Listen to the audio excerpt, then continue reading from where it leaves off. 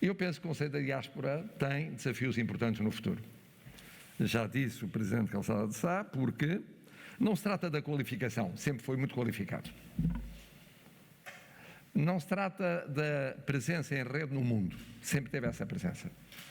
Trata-se de novos desafios, muitos dos quais não sabemos exatamente de alcance preciso quais serão, que têm a ver com a nossa presença no mundo, que é forte, continua forte, nas Nações Unidas, no mundo que fala português, no mundo ibero-americano, na NATO, em várias instituições públicas, privadas, sociais, as mais qualificadas.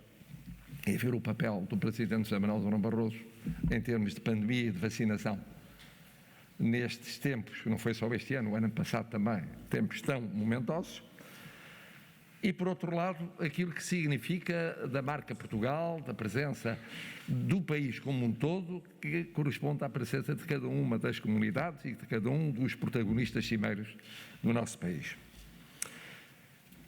Eu vou hoje tomar-vos algum tempo, portanto serei um pouco maçador, para além daquilo que costumo ser, porque não há nada como ter uns dias de reflexão adicionais, inesperados, para imediatamente as ideias fluírem com tudo o que tem, naturalmente, de alongamento, sobretudo com a formação jurídica que me caracteriza.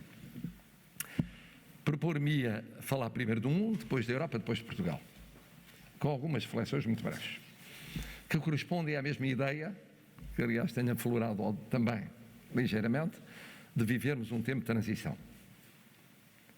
Pela própria natureza do período pandémico, pelas suas consequências, por aquilo que está por viver, mas por outros fatores que já vinham atrás, que coincidiram e que potenciaram ou foram potenciados pelo período pandémico. No plano global, esta transição corresponde a uma transição de anos no equilíbrio geopolítico muito importante. Os Estados Unidos da América têm para o ano um ano que é um ano eleitoral, e o ano eleitoral de meio de mandato presidencial é sempre um ano decisivo. Assinala o sentido do termo do mandato presidencial, no peso no Congresso, nas relações com o Congresso, no espaço de manobra relativamente ao futuro. Num momento em que, como sabemos, há fatores de cultura cívica que vêm do passado que permanecem na sociedade americana e que são transversais. E, por outro lado, em que o próprio equilíbrio neste ano 21, como no ano de 20, nas relações entre a administração e o Congresso foi complexo, dentro da própria base partidária de apoio da administração norte-americana. Ainda agora se viu isso relativamente a leis fundamentais.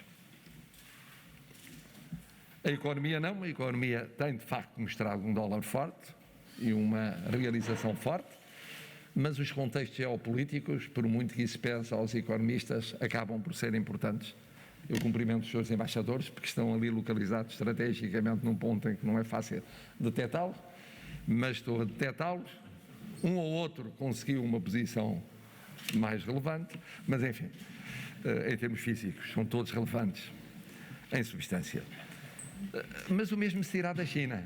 A República Popular da China atravessou e atravessa um período, tem para o ano o Congresso do Partido Comunista Chinês, e atravessa um período marcado pela pandemia e pela recuperação económica claramente aquém das expectativas formuladas, quando se pensa não apenas da produção para o mercado interno, mas para a exportação.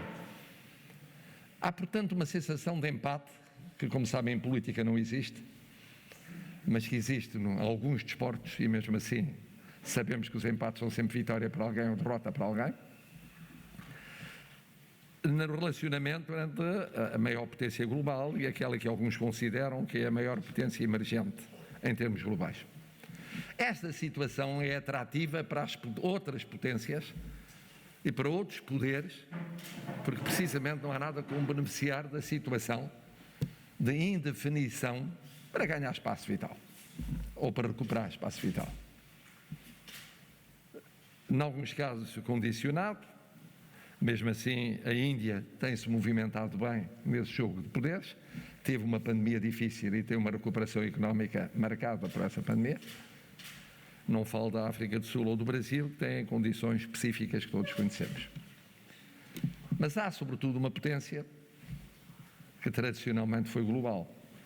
Alguns consideraram que a certa altura passou a ser global-regional ou regional-global, conforme queiram, que, no entanto, não deixa de estar presente no quadro europeu, no próximo Médio Oriente, no Mediterrâneo, em África, de forma clara, e várias Áfricas, ou em algumas Áfricas, e que acompanha atentamente aquilo que se passa no quadro dos sistemas políticos europeus, leia-se, nomeadamente, a União Europeia. E esse acompanhamento não é despiciando, e tem várias vertentes, uma das quais tem a ver com a pandemia. É muito tentador para quem tem posições próximas, geográficas, de espaços onde a gestão da pandemia é feita em democracia, porque é o local do mundo onde há mais democracias, com toda a dificuldade que é gerir a pandemia em democracia, é diferente de gerir em regimes mais musculados. O acompanhamento é importante porque há insatisfações, há saturações, há fenómenos que alguns apressadamente qualificam, mas podem ser qualificados de negacionistas, e, portanto, o acompanhamento desses fenómenos não deixa de ser um fator geoestratégico ele próprio relevante. Se somarmos a isto uma situação que vinha do passado, que tinha a ver com a fraqueza de certos sistemas políticos nas democracias, não digo apenas a dificuldade de gerir as democracias mediáticas, nomeadamente as novas gerações de meios de comunicação, mas também fenómenos inorgânicos, sociais, económicos e políticos, aquilo que alguns chamam os populismos, vinha atrás. Mas é evidente que um clima pandémico, num primeiro momento, reduz a expressão desses fenómenos, porque unifica a base de resposta ao desafio pandémico. Num segundo momento, começa a entrar pelas fissuras dos problemas que decorrem dos avanços e recuos das pandemias, das vagas pandémicas. E, portanto, é um desafio que vem do passado, que esteve no ano de 21, que, como ficou obnubilado, que é uma expressão que nós juristas gostamos muito de utilizar, quer dizer, escondido sob o manto de uma realidade que foi muito impressiva e muito forte, mas que está aí, sob várias fórmulas. A questão mesmo é de ver a imaginação que têm os populismos, porque se reinventam em cada momento. E, por outro lado, umas vezes tem expressão nacionalista, outras vezes tem expressão de recusa de xenofóbica, de recusa da diferença, outras vezes tem a insensibilidade perante o resto do mundo e outras vezes apenas tem este aspecto que no outro dia um dos conselheiros do presidente Obama me explicava que foi o grande problema que tiveram de enfrentar nas duas campanhas eleitorais, que era como gerir aquilo que era a pré-compreensão da imagem do candidato Obama, primeiro, depois mais fácil presidente, para enfrentar a realidade de um candidato racional ter de fazer face, naquela altura já, ao que era o começo da política emocional e do apelo emocional nos juízos políticos e na escolha das pessoas. Hoje estamos nessa onda da adesão emocional. É todo um problema o gerir com racionalidade aquilo que em muitos casos é emotivo e em alguns casos irracional.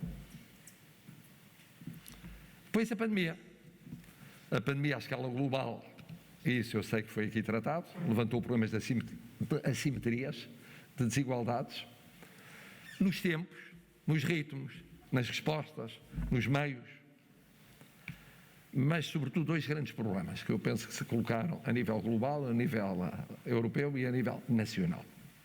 E a nacional, penso eu, genericamente bem, mas não necessariamente sempre bem, nem a nível global, nem a nível europeu, que foi a leitura da pandemia e a gestão política da pandemia. Parecem a mesma coisa, são coisas diferentes. A leitura da pandemia tem muito a ver com aquilo que foi sendo a pandemia, em muitos casos imprevisível, mas depois há uma leitura política. E essa leitura política é fundamental porque o poder político tem que criar confiança, credibilidade depois na gestão da pandemia. E tudo o que sejam leituras erráticas, e é muito difícil às vezes não serem erráticas pela imprevisibilidade da pandemia, acabam por ir criando problemas adicionais num contexto social emotivo. Emotivo, porque a reação perante a pandemia não é racional. Obriga a racionalizar aquilo que é emotivo e a gerir emocionalmente o que é emotivo. Estas leituras, ainda por cima, foram feitas em cima da hora e em curto prazo. Não tinham paralelo. Por exemplo, podia ser comparado com o nascimento da influenza, que teve um grande eco, mas foi um eco que não foi tão pandémico, tão universal quanto este. Em que não houve vacinas rapidamente, é que houve um período longo, mais longo do que hoje, se pensa pode ser, de adequação à realidade, com vagas sucessivas, até se institucionalizar a vacinação periódica. Isto hoje parece óbvio, mas quem como eu, mais velhinho, se lembra do que foi isso, e ainda apanhou as consequências disso, mostra, só que num contexto diferente, não havia a cobertura mediática, não havia a circulação, não havia a globalização, não havia tudo o que existe hoje. E esse é um problema, acertar com as leituras e ir corrigindo neste contexto emocional. Outro problema é a gestão política. E a gestão política implica, de facto, um desafio enorme aos poderes políticos, dos quais o mais importante é o desafio corporativo. Porque as corporações são essenciais para combater a pandemia. Não há combate à pandemia sem cientistas, não há combate à pandemia sem profissionais de saúde, não há combate à pandemia sem outro tipo de profissionais psicológicos, sociológicos e muitos mais. Mas depois tem que saber quem é que manda. Mandam aqueles que, efetivamente, em condições muito difíceis, têm um papel fundamental a desempenhar, porque sem eles não é possível agir. Ou manda quem é mandatado pelo povo para decidir, responde politicamente por isso, e se for caso disso, responde jurisdicionalmente por isso. É uma gestão muito complicada e que foi sendo feita em vários países e em várias situações, de formas diversas e às vezes contraditórias. E a localização do poder é fundamental para a percepção dos cidadãos. Saber quem é que é o poder. O poder é A, é B, é C, é D, é E, é o poder formal. São outros poderes que, não sendo o poder político formal, aparecem com poder, sobretudo em períodos de pico emocional, como não menos relevantes.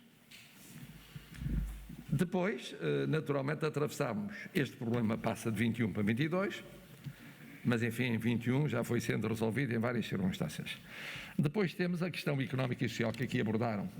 Não vale a pena regressar a ela, devem ter dito tudo sobre as consequências mais a curto prazo e menos a curto prazo da pandemia, no que significou de arranque, recuo, avanço, compasso de espera, ajustamento à oferta-procura, circuito de distribuição, reformulação de estratégias e às vezes de táticas, problemas com preços de matérias-primas, ou nomeadamente da energia, e tantos outros fatores de curtíssimo prazo ou de curto prazo que acabaram por estar presentes e por condicionar a vida em 21, esperemos que menos, progressivamente em 22.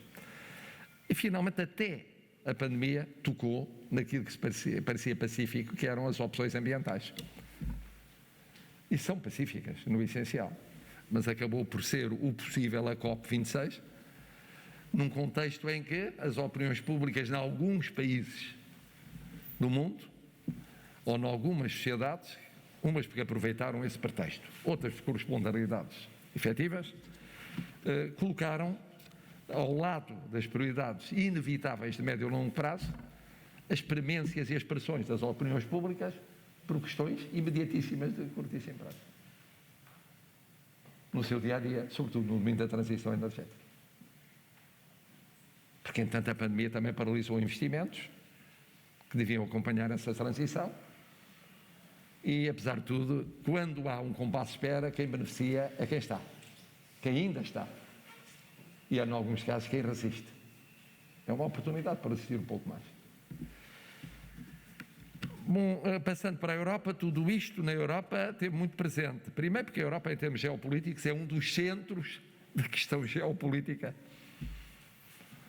É um dos centros no sentido, e foi sempre desde antes da Segunda Guerra, mas claramente depois da Segunda Guerra, na delimitação das fronteiras, dos equilíbrios dos poderes, no diálogo com a África, no papel central relativamente ao mundo, e nomeadamente ao mundo mais próximo e Médio Oriente.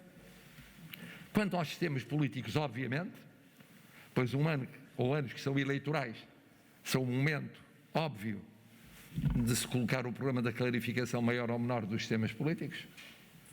E houve eleições na Alemanha, e há eleições em França, e há eleições presidenciais em Itália.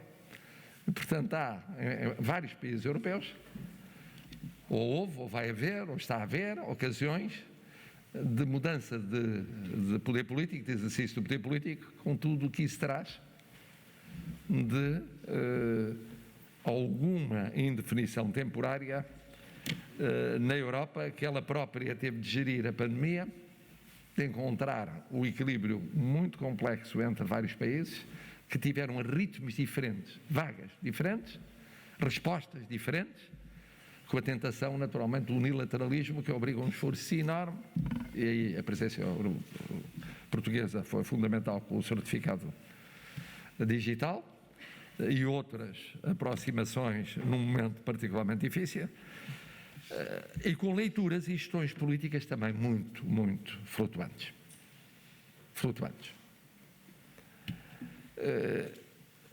A Europa é esta que ela própria tem de enfrentar entre 21 e 22, e nós temos acompanhado isso, um grande desafio, que é o desafio de pôr no terreno aquilo que foi aprovado entre 20 e 21, ao mesmo tempo refletir e decidir em tempo devido sobre o que quer em matéria de políticas financeiras e o que quer em termos de definição monetária.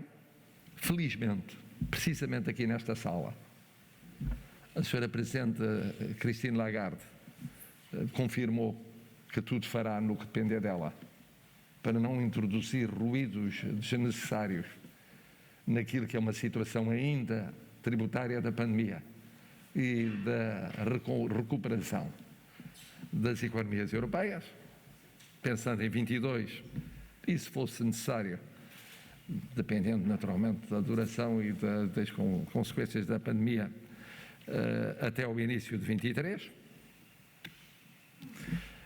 Nós sabemos que a inflação é um tema que volta em alguns países, em algumas economias, por razões que conhecem, mas não há nada como uma firmeza, que foi a firmeza do Sr. Draghi, ser a firmeza da Sra. Presidente Christine Lagarde, porque dá um respaldo adicional à liderança da Comissão, dá um respaldo adicional àquilo que tem de ser uma posição muito firme num contexto de transição que sabemos que é muito complexo. Muito complexo. Bom, em matéria ambiental, felizmente a Europa continua a ser de um grau de coesão interna muito apreciável e de uma persistência na ação externa muito apreciável e, portanto, nem mesmo as perturbações do sistema político têm atingido de forma significativa aquilo que são opções europeias de fundo de há muito. E com isto chegamos a Portugal. E chegando a Portugal, nós temos de facto questões que estão resolvidas pela natureza das coisas. Uma delas, sabe melhor que ninguém o Sr. Ministro de Estado de Negócios Estrangeiros, que é o posicionamento geopolítico. Não muda o português. Há naturalmente depois atuações conjunturais em função das circunstâncias, mas as grandes linhas, as grandes coordenadas da política externa, da política de defesa portuguesa são as mesmas. Não mudam um milímetro. Nos valores, nos princípios, naquilo que é essencial. Isso facilita imenso, porque precisamente o pior é estar a ter de decidir flutuando quanto aos valores ou aos princípios. E aqui não se flutua. Não se flutua em termos de posição quanto à Europa, quanto a visão transatlântica, quanto ao mundo que fala português, quanto ao mundo ibero-americano, quanto aos diálogos que se devem manter no que respeita a quem não é nem irmão, nem é um aliado constante, tradicional, para além dos presidentes de cada momento, dos primeiros-ministros ou dos governos de cada momento. É parceiro e há graus diferentes de parceria interessantes, importantes e de diálogo que se deve manter, muitas vezes coabitando com a dissuasão e com a posição clara em matéria de defesa ou outra. Este é um problema que não temos. Felizmente também não temos um problema, até agora, de natureza ambiental.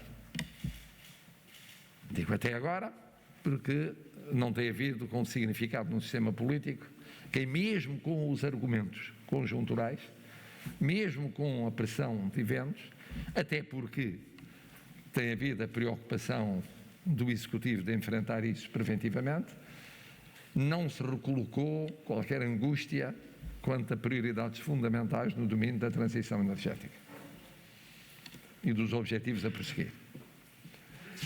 Dirão alguns, e alguns deles empresários, com bom senso, com ponderação da realidade do dia-a-dia, isso eu percebo-os, porque este momento para muitos deles é complicado, é muito complicado. Não podem repercutir aquilo que se passa naquilo que é o seu serviço à comunidade portuguesa e à comunidade portuguesa através da presença da internacionalização, que não apenas da exportação. É verdade, mas não é uma questão de momento. As nossas três questões, que são aquelas que vão determinar o nosso futuro, são muito simples. É ainda a leitura política e a gestão política da pandemia, ainda pesa. É um facto. Pesa em termos diferentes daquele que pesava há um ano, mas pesa. O segundo é, obviamente, a questão da recuperação ou reconstrução, e depois a denominação varia para cada qual, económica e social. E depois, naturalmente, o problema da capacidade de resposta do sistema político. São as três questões. A médio prazo, e chamemos médio prazo aquilo que significa 6, 7 anos, para simplificar, pensando no PRR e pensando no Portugal 2030. Se quiser ir até 10 anos. Hoje o médio prazo alongou-se para 10 anos. Quanto à pandemia, eu penso que a resposta que tem sido dada ao longo dos anos 2020 e 2021 é a correta, que é, tanto quanto é possível, ir acompanhando flutuações e imprevisibilidades, que é o de fazer uma leitura, que é uma leitura que, ao mesmo tempo, previna, antecipe, mas não entre em alarmismos injustificados. E este equilíbrio é difícil de fazer.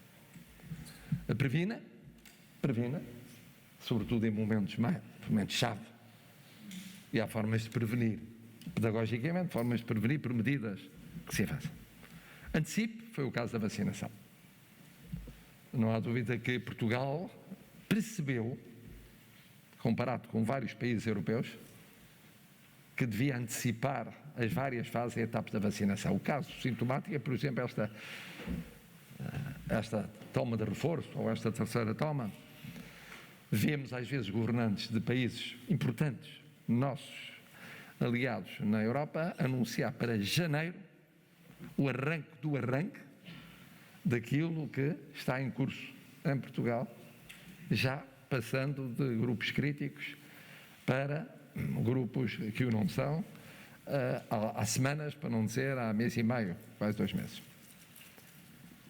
E tivemos um esforço anterior de vacinação que, de facto, beneficiou do apoio fundamental das Forças Armadas, beneficiou do contributo dos profissionais de saúde, foi muito importante, e que, a meu ver, foi também exemplar à sua maneira enquanto durou, porque encontrou protagonistas suficientemente impressivos para protagonizarem um momento que era importante, sem que o poder político deixasse de tornar claro que cabe ao poder político a última palavra na decisão sobre estas matérias.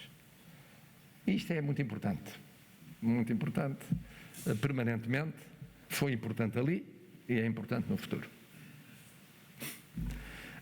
Por outro lado, houve, do ponto de vista da gestão política, sempre muito claro que o poder político não só não se eximia à sua responsabilidade, como tentava a máxima unidade possível no enfrentar do desafio.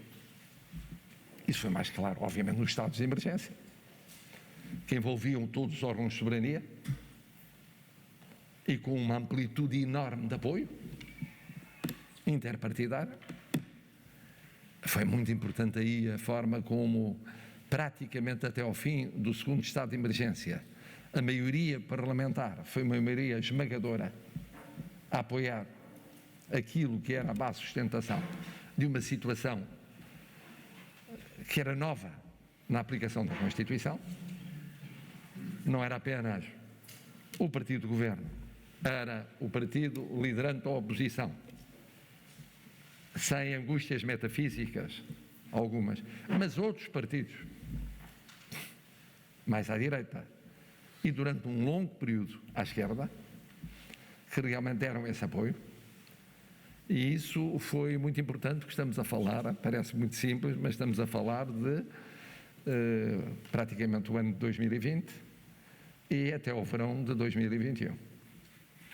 Foi muito tempo de base de sustentação política.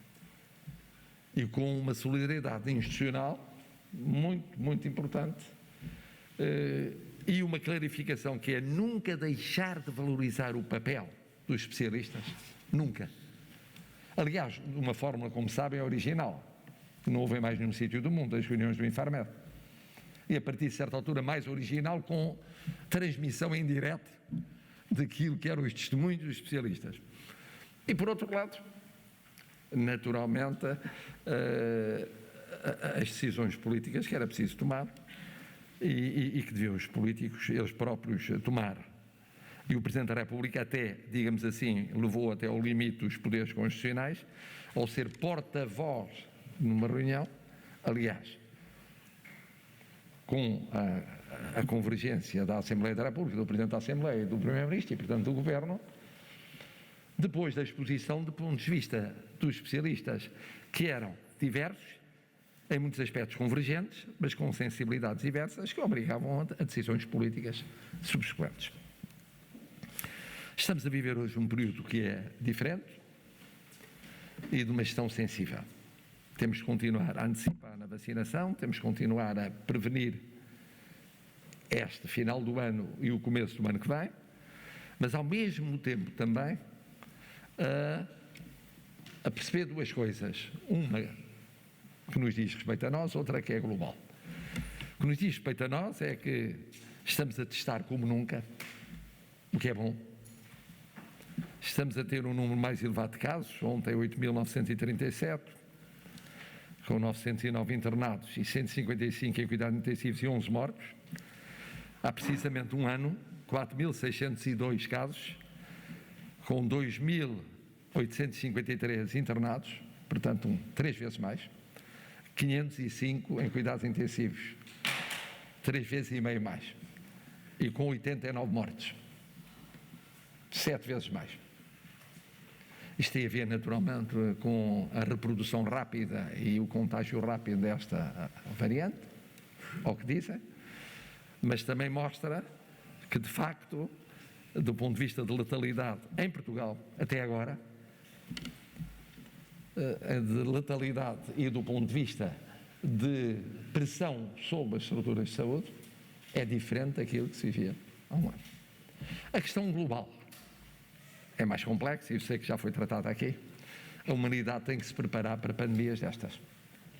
A Alemanha acaba de votar uma lei de resposta e por consenso partidário vastíssimo, que vai dos partidos do governo à CDU, CSU, quanto ao enfrentar realidades epidémicas vastas, de grande complexidade, que era um vazio que havia do ponto de vista legal e obrigou a esse preenchimento.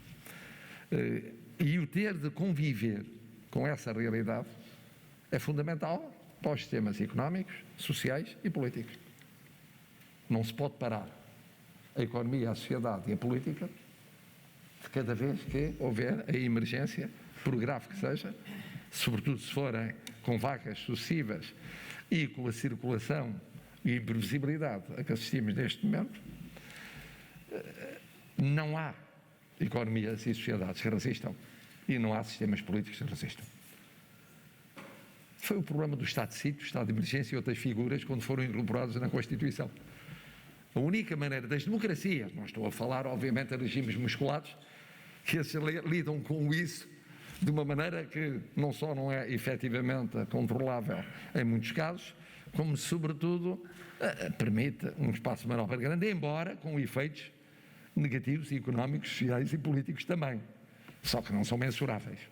Em democracia significa que se tem de criar, do ponto de vista de mentalidade e de resposta jurídica constitucional, um quadro que permita acomodar o que é inevitável, o que vai ser inevitável no futuro. Do ponto de vista da económica e social, temos à nossa frente um período muito importante de escolhas e de execução em tempo limitado, como sabemos, e que é um grande desafio para todos, é um desafio nacional.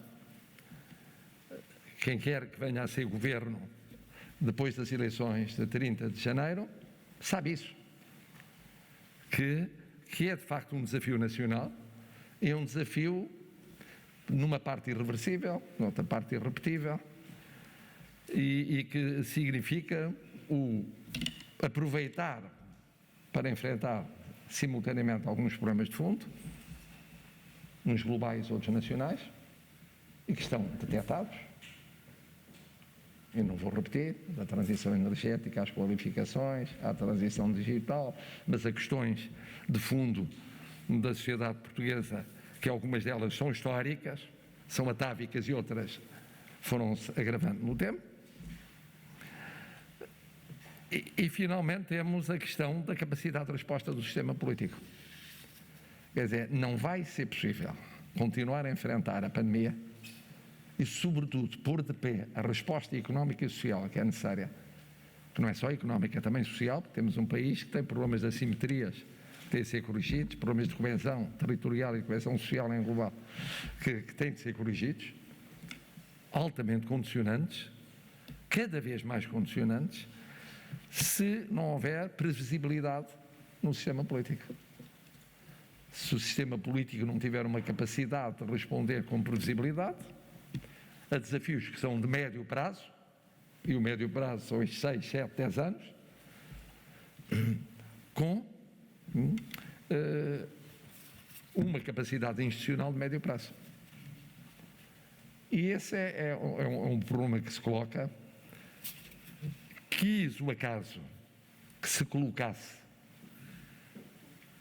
nunca há boas ocasiões para uma não aprovação do orçamento, nunca há, muito menos nas circunstâncias que estávamos a viver.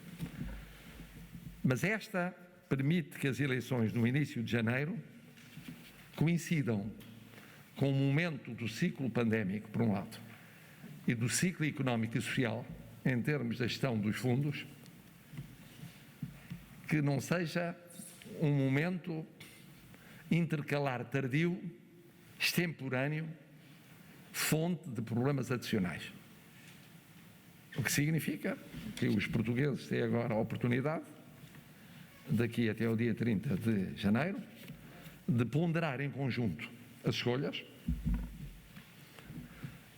quer no que respeita ao pós-pandemia, quer no que respeita à gestão económica e social, tendo presente que o esforço que vai ser exigido é um esforço de fôlego, não pode ser um esforço traduzido em miniciclos políticos, porque isso seria perder a oportunidade, quer na gestão do que resta de pandemia, e que nunca sabemos como é na sua transição para uma situação de maior acomodamento social, económico e político, quer sobretudo de reconstrução económica, seria perder uma oportunidade.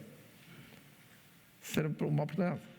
De alguma maneira, as eleições permitem um horizonte até 2026. Não permitiriam. Se porventura a crise tivesse ocorrido no momento em que, iniciada a execução dos fundos, nos encontrássemos a meio de um caminho e havia que rediscutir, ou poderia haver o risco de rediscutir o caminho acabado de começar, que estava a ser seguido, e o caminho que havia que prosseguir. É evidente que ninguém desejaria, nem deseja este tipo de desafios, mas é um desafio que, com serenidade, permite, de facto, a Portugal, no final de janeiro, fazer escolhas que outros países vão fazer mais tarde e em condições mais complexas do ponto de vista temporal e do contexto vivido. E termino por onde comecei, que o vosso contributo é fundamental, o contributo é fundamental de cada uma e cada um dos presentes, estejam em território físico português, estejam fora de território físico português, porque são Portugal, cada um é Portugal, e é um Portugal muito influente, pelas posições muito influentes que exercem, que desempenham, e aquilo que nós esperamos, portugueses, de vós, é aquilo que temos recebido de vós. Se quiserem mais um bocadinho e demais, uma vez que acabaram de entrar, ou vão entrar, novos conselheiros. E, portanto, vai-se alargando a rede. É bom sinal. Vai-se reinventando a rede. Naquilo que for necessário em função dos desafios, é bom. Sabem que sucessivos presidentes têm apoiado, sucessivos governos têm apoiado, este presidente tem apoiado, este governo tem apoiado. Sabem que até 26 este presidente continuará a apoiar e tenho a certeza que o futuro o fará também. E também sabem que o governo que sair das eleições de 30 de janeiro continuará a apoiar, porque é uma ideia de Portugal, para Portugal, por Portugal. Estamos a trabalhar por Portugal. É esse o nosso dever. É preciso trabalhar cada vez mais e melhor. Temos condições para isso. Não quer dizer que esteja de um otimismo excessivo, não estou, com este contexto que nos rodeia, mas é bom sabermos que em Portugal há certas angústias que não existem, de valores e de princípios, e há certas realidades que estão definidas na cabeça do número suficiente de pessoas, que é a maioria dos portugueses, e que essa maioria é uma maioria de bom senso, muito ampla, muito vasta, e é em democracia há mais de 40 anos. E não vai mudar. As modas podem mudar, modas pessoais ou modas sociológicas, mas o essencial fica. Obrigado.